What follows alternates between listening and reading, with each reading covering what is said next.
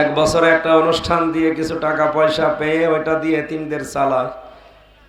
সব ঠিক ছিল, যেদিন হবে ওই দিন রাতের বেলা এসে আপনি বন্ধ করে দিলেন। আপনি মানুষ, এটা যদি রেকর্ড হচ্ছে আপনার কানে যেন যায়, এই জন্য বলছি। শুধু এটা না, গতকালকেও কুষ্টিয়ার খোকসা আমলা বাড়ি এতিমখানার মাহফিলটাও বন্ধ করে দিয়েছে। এগুলো যারা করছেন আপনারা থামেন। বরদোয়া এমনি আমি করতে চাই না, কিন্তু আপনাদের এই কারবার দেখে চলে আসতেছে। সত্যি আমি মুসাফির অবস্থায়, মজলুম অবস্থায় দোয়া করছি, আল্লাহ কোরআনের বিপক্ষে যারা আছে এদেরকে তুমি আবু জেহেলের মতো তুলে নাও। যদি হেদায়েত থাকে দাও, না থাকলে ক্যান্সার গুলো রাখার দরকার নেই। নূহ নবী দোয়া করেছিলেন না, মিনাল কাফিরিনা দাজ্জার। তিনি বলেছিলেন, হে আল্লাহ এর আন্ডা বাচ্চা পর্যন্ত যেন না থাকে, কারণ ওর ভেতর থেকে যেটা আসবে ওইটাও হারামি হবে। সুতরাং তাফসীর মাহফিল, কোরআনের অনুষ্ঠান যারা বন্ধ করছে ওদের পরিবারে দেখবেন শান্তি আজকে থেকে আল্লাহ তুলে নেবে।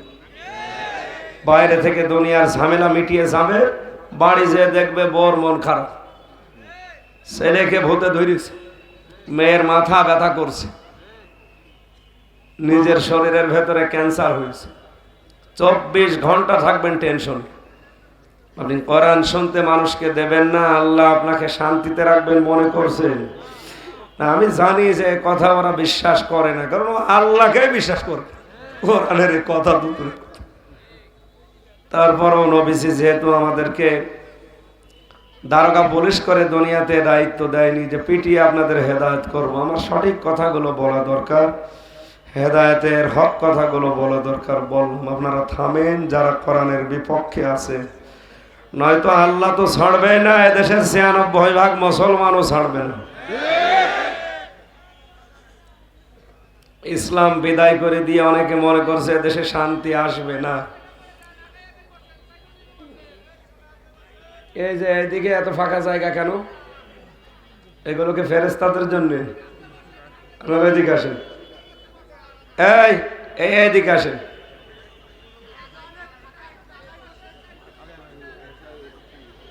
এদিকে আসেন, এদিকে আসেন। এই লাইন ধরে ওখানে কি করেন? এদিকে আসেন না কেন? এই যেখানে আসেন। এই সাদা জামা পাঠিয়ে দেন, আপনারা বক্তব্য বলতে তো গলা ভাঙে যাবে। এই যে এদিকেও ফাঁকা আছে। এই ভলেন্টিয়ার নেই, কে খালি ব্যাস মেরে ঘুরে বেড়াচ্ছে। দাও এদিকে দাও। লোকজন না বসে উনি এখানে বেশ দাঁড়িয়ে, তাড়াতাড়ি করো। আর একটু চেপে আসা চাই না? একটু চেপে আসেন, ধর জায়গা তো ভালো। আসেন আসেন আসেন। খুব গুরুত্বপূর্ণ একটা বিষয় আলোচনা হবে আজকে ইনশাল্লাহ আমাদের জীবনের জন্য। আসে তাড়াতাড়ি আসেন, সময় কম তো, আমার রাতের মাহফিল আছে রাত 9:30 ট্যাকেরহাট বাজারে। তাড়াতাড়ি করেন।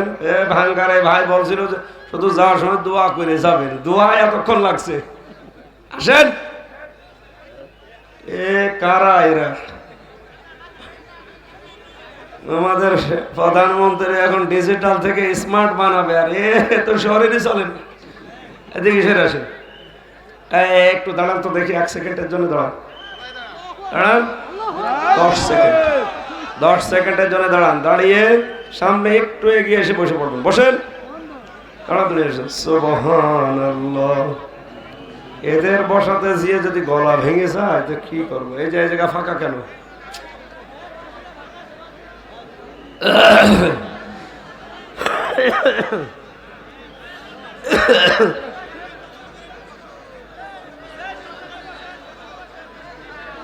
এই এটা ছবি তোলার সময় হলো। এই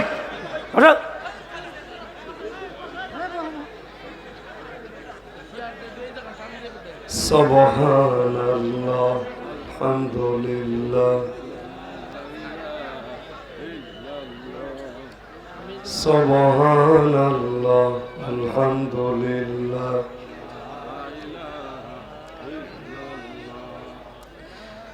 লা ইলাহা ইল্লাল্লাহ মুহাম্মাদুর রাসূলুল্লাহ।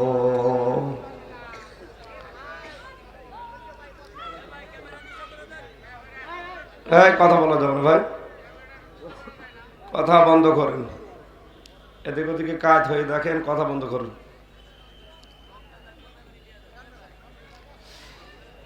ওই যে মৌলানা হুসাইন ভাই বলছিলেন যে আমি আসলে 3 বছর তো এক ঘরের ভেতরে 24 ঘন্টা আমরা আটক ছিলাম, বিশেষ করে মাওলানা মামুনুল হক, শাখাওয়াত হোসেন রাজি ভাই আর আমরা, এই 3 জন এক জায়গায় একেবারে 3টা বছর একই ঘরের ভেতরে। তো বাইরে আমাদের সাক্ষাৎ বন্ধ ছিল, 24 ঘন্টা তালা মারা। বাইরের জগৎ সম্পর্কে কিছু জানিও না, শুধু ওই ডেইলি স্টার আর যুগান্তর পত্রিকা ছাড়া তো কিছু যায় না। এই দুইটার মাধ্যমে যতটুকু জানা যেত। যাই ওনাদের সাথে এই দীর্ঘ সময় অনেক কিছু আমি পেয়েছি, ভালো মন্দ। যাই হোক, ভালোটাই আমি বেশি পেয়েছি। মামুনুল হক সম্পর্কে অনেকে অনেক কথা এর আগে, বিশেষ করে 20 সালের আগ পর্যন্ত শুনেছিলাম না, লোকটা এরকম না, অনেক ভালো মানুষ। বাবা ভালো তো এই জন্য বীজটাও ভালো, অনেক ভালো মানুষ। আমি 3টা বছর আমার জন্য বহু কষ্ট করেছি, কারণ আমাদের জন্য ওই খাবার ছাড়া কোনো খাবারও দিত না। অনেক কোনো কায়দা কৌশল করে গরম গরম করে আমাদেরকে দিত। মনটাও অনেক উদার, ভালো মানুষ ভাইয়া। আমি দোয়া করি ভাইয়ের জন্য, আল্লাহ যেন তাড়াতাড়ি আমার মতো মুক্ত করে দেন। তার স্ত্রী সন্তান যে 2টা, ওই যে জেলখানার বারান্দায় দেখলেন আপনারা কিছুদিন আগে, এটা কি কষ্ট। আমার ওই ছোট মেয়েটা ওই যে পিজন ভ্যান ধরে ঝুলেছিল। দুনিয়ার এমন কেউ নেই, এমন হয় কাফেররাও কান্নাকাটি করেছে। এই মামুনুল হক সাহেবের ছেলে, এই 2টা ছোট ছোট আমার মেয়ের মতোই, ওরাও ওই রকম কান্নাকাটি করছে। ওনার স্ত্রী, আপনাদের এই যে মাদারীপুরের মাওলানা কামরুল ইসলাম সাইদ আনসারী সাহেবের ছোট ভাইরা টেকেরহাটের, দোয়া করছে আল্লাহ আলেমদের সম্মানের সাথে, ওয়াকুর রব্বি আদখিলনি মুদখালা সিদকি ওয়া আখরিজনি মুখরাজা সিদকি ওয়াজআল লি মিন লাদুনকা সুলতানান নাসীরা। এই আয়াতটা যেন মাওলানা মামুনুল হকের পক্ষে আল্লাহর কাজে লাগান। আমিন।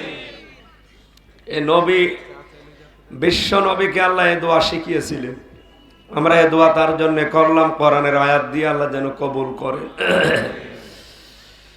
ওখান থেকে যতটুকু তথ্য পেয়েছিলাম, বাইরে এসে এই প্রায় 1 মাস 7-8 দিন হয়ে গেল, বিভিন্ন জায়গা থেকে কালেকশন করে নিজের যোগ্যতায়, বাস্তবতায় যেটা দেখতে পাচ্ছি, ওর ভেতরে সবচাইতে বেশি আসামি দাম্পত্য কলহের কারণে। স্ত্রীকে হয় মেরে ফেলেছে, নাই জবাই করেছে, এরকম নারী ঘটিত মামলায় বেশি।